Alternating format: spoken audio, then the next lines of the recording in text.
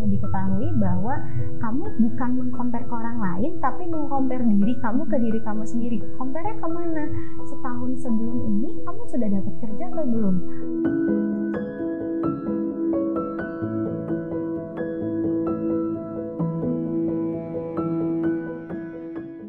Halo semuanya, selamat datang di Sepeka Kisah. Acara ini disponsori oleh Hipwi bersama aku, Salsabila Kuratoaini atau biasa dipanggil Caca. Nah, kali ini kita akan membahas fenomena yang sedang hangat dibicarakan, yaitu adalah krisis identitas atau sering juga disebut sebagai quarter life crisis. Sebenarnya quarter life crisis ini adalah di mana masa-masa hilangnya kepercayaan diri, munculnya rasa cemas dan juga rasa kecewa yang dialami oleh usia-usia dari 20 tahun sampai 30 tahun. Di Sepeka Kisah kali ini kita kehadiran psikolog cantik yang akan ngobrol bareng bersama kita membahas seputar quarter life crisis, yaitu ada Kak Syaska Narindra. Halo Kak Syaska, gimana kabarnya Kak? Sehat-sehat. Oke. Nah, sedikit tentang Kak Syaska. Kak Syaska ini merupakan psikolog klinis dewasa lulusan Fakultas Psikologi Universitas Indonesia yang telah membuka praktek di kawasan Jakarta Selatan. Dan juga klien-klien yang sering dihadapi oleh Kak Syaska merupakan klien dengan permasalahan usia di emerging adulthood, usia antara 18 sampai 29 tahun. Nah, Kak Syaska, kalau misalnya sebelum kita menggali lebih dalam lagi nih tentang quarter life crisis, aku pengen tahu dulu dong Kak, sebenarnya definisi menurut Kak Syaska tentang quarter life crisis itu apa sih? Oke, mungkin kita perlu perjelas dulu quarter life crisis itu apa sih? Quarter life crisis itu sebenarnya banyak sekali kebingungan di rentang usia 18 tahun hingga 29 tahun. Mungkin tadi sudah Caca jelaskan mengenai kepercayaan diri, terus juga rasa kecemasan. Kenapa sih hal-hal tersebut muncul?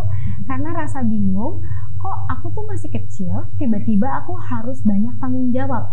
Tapi aku juga tidak bisa memposisikan diriku sebagai orang dewasa, yang tiba-tiba aku harus mengambil banyaknya keputusan orang dewasa, mengambil decision making untuk diriku sendiri dan bertanggung jawab dengan keputusan-keputusan tersebut. Oh, jadi sebenarnya kalau misalnya aku boleh nyimpulin nih Kak, sebenarnya quarter life crisis ini lebih ke decision makingnya ya Kak, gimana caranya di rentan usia yang sudah Kak Syaska sebutkan tersebut mengambil keputusan untuk kehidupannya di masa yang akan datang. Betul. Nah, kalau tadi kan Kak Syaska udah menyebutkan definisinya ya Kak, sebenarnya kalau misalnya untuk quarter life crisis sendiri ada ciri-cirinya nggak sih Kak, di mana seseorang sudah memasuki tahap itu?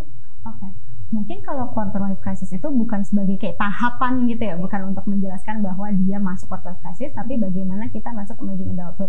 Tadi dibilang bahwa orang itu pasti di rentang 18 sampai 29 tahun, terus juga rata-rata suka bingung kayak ini aku harus mengikuti keinginanku atau tuntutan dari luar. Apakah sesuai apa yang idealismeku dengan faktualnya? Realitanya bisa nggak ya sesuai dengan yang aku harapkan?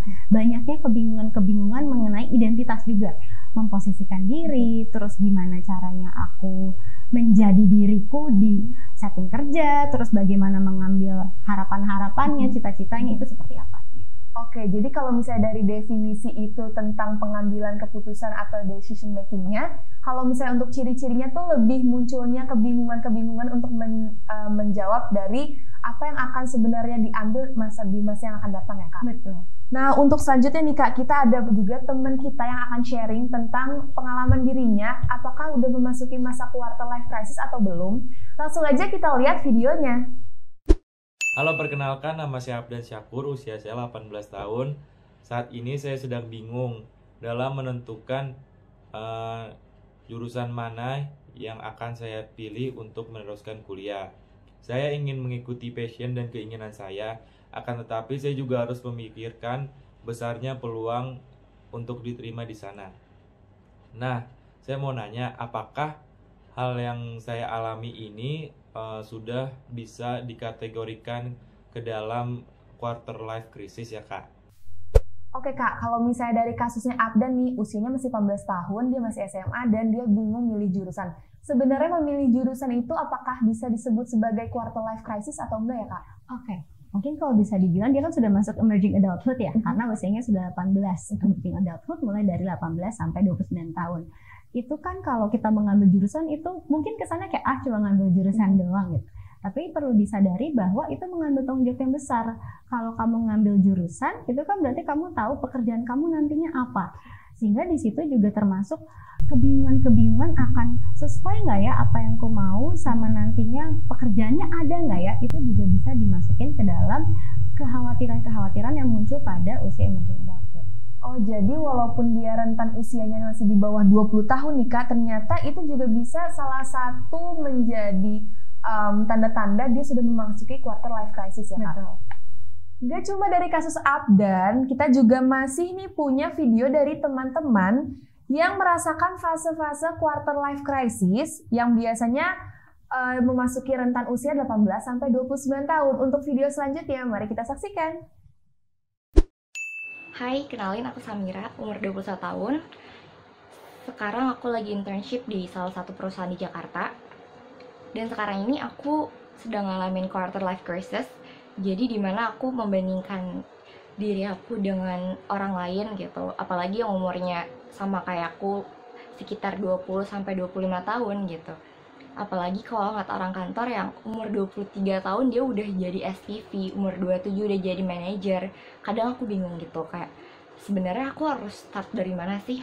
Aku harus kerja keras dulu atau aku harus enjoy juga sama kehidupan aku yang sekarang? Dan aku masih bingung banget, kayak aku selalu mendapat kegalauan seperti ini. Jadi apakah aku butuh mentor atau aku harus lebih menggalinya sendiri atau kayak gimana gitu kan? Makasih. Kalau dari video yang kedua nih Kak, tentang Samira yang baru memasuki dunia karir, menurut Kak Syaska itu pendapatnya gimana? Apakah itu termasuk quarter life crisis Kak? Dan juga baiknya tuh Samira melakukan hal apa sih Kak? Oke. Ini jelas quarter life crisis dari Samira, karena kan dia banyak kebingungan, kayak membandingkan diri kan, kayak apakah aku harus sudah mengikuti tuntutan atau tidak, apakah aku udah harus kayak orang-orang lain atau tidak. Tapi percayalah, ini kan tuntutannya dari luar, bukan dari kamu. Dan kamu juga perlu kenali sebenarnya apa sih yang pengen kamu mau. Apalagi kan tadi Samira menyatakan bahwa aku perlu mentor atau aku perlu menanyakan ke diriku sendiri ya. Perlu kita pahami bahwa meskipun kesannya enak untuk di-guide, tapi sebenarnya yang paling tahu hal-hal yang kita inginkan adalah diri kita sendiri. Apabila nantinya minta mentor, tapi mentornya juga kan hanya nge-guide kamu. Bila mentornya nggak tahu kamu maunya apa, malah nanti kamu malah merasa tertekan, malah merasa bahwa tujuan ini bukan tujuanku. Dan tadi Samira menyatakan bahwa kok teman-teman aku udah jadi SPV, udah jadi manajer. Perlu diketahui bahwa kamu bukan meng-compare ke orang lain, tapi meng-compare diri kamu ke diri kamu sendiri. Compare-nya kemana? Setahun sebelum ini kamu sudah dapat kerja atau belum? Apakah setahun sebelum ini kamu sudah di titik sekarang atau belum? Mungkin rasanya mudah meng-compare ke orang lain, tapi sebenarnya kamu tidak berkompetisi dengan siapapun. Kamu harus melihat bahwa apa saja yang sudah kamu gapai dari saat ini dan berbandingannya dengan sebelumnya. Berarti kalau misalnya kita bisa lihat dari kasus Samira ini, comparison tuh sebenarnya perlu, tapi tidak perlu berlebihan ya Kak. Jadi kita juga tahu kapasitas diri kita tuh seberapanya, dan juga kita harus percaya kalau misalnya kita akan mencapai goal pada waktu yang akan ditentukan nanti ya Kak. Betul.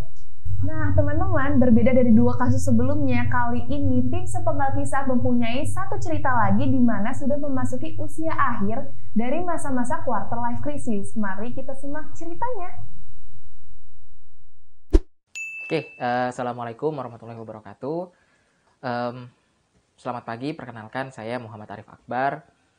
Lokasi tinggal sekarang di Kediri, latar belakang pendidikan, dulu kuliah di Bogor, mengambil jurusan ilmu dan teknologi pangan. Sekarang pekerjaan sebagai pelaku UMKM, dan fokusnya ke digital marketing.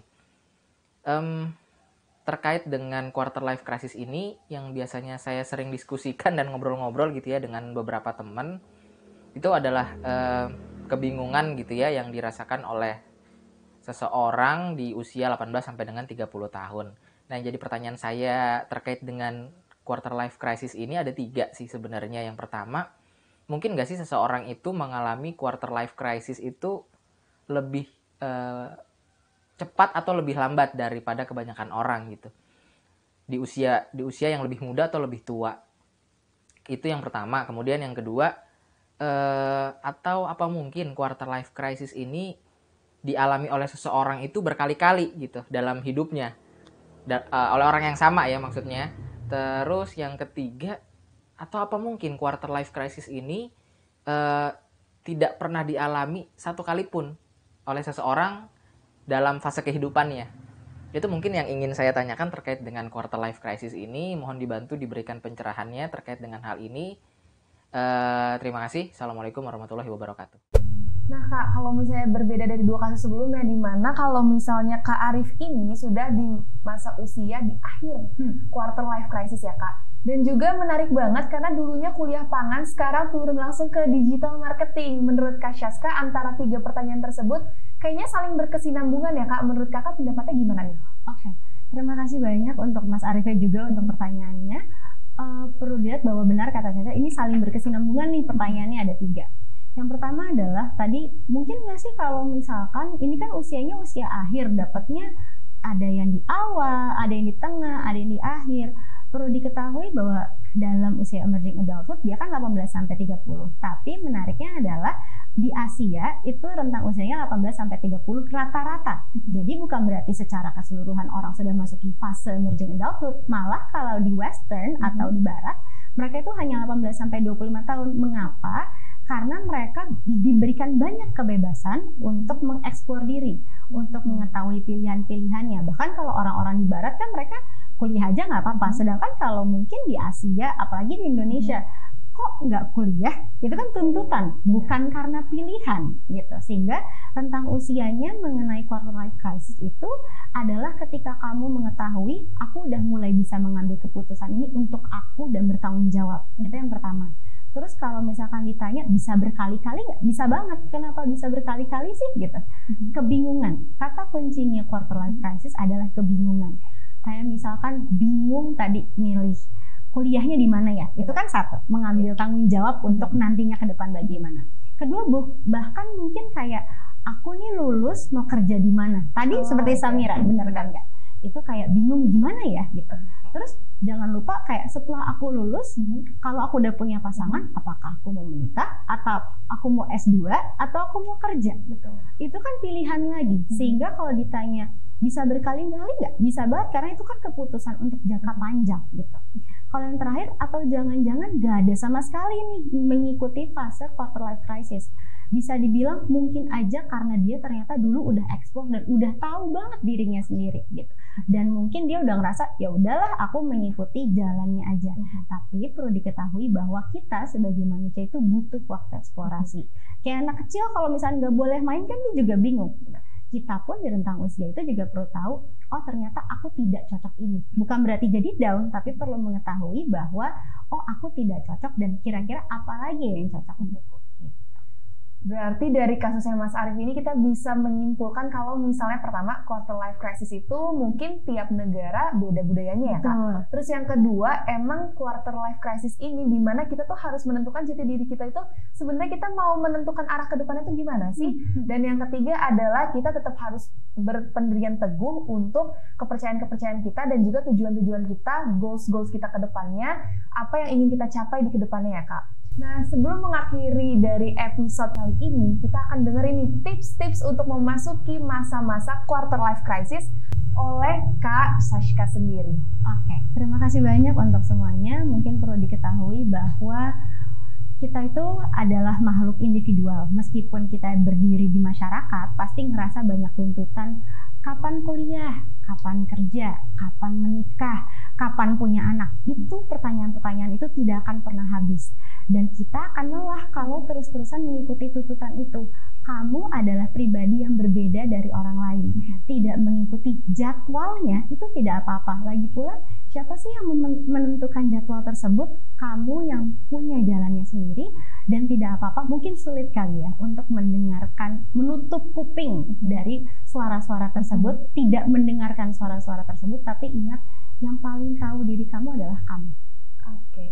Oke teman-teman, jadi kita sudah sampai di penghujung acara kali ini. Kita senang banget karena banyak ilmu yang kita peroleh. Pertanyaan-pertanyaan yang udah dijawab, dikasih tips and trick dari Kak Syaska. Dan juga mudah-mudahan semua yang udah kita bahas kali ini bermanfaat untuk kalian. Dan aku terima kasih sekali lagi Kak Syaska udah pernah mampir di Sepenggal Kisah kali ini. Dan jangan lupa acara ini disponsori oleh Hipwi. Sampai bertemu di episode Sepenggal Kisah selanjutnya. Bye-bye! Follow Hipwi di sosial media biar nggak ketinggalan update konten positif. Dan bergabunglah di Hipwi Community supaya karyamu dibaca jutaan anak muda Indonesia.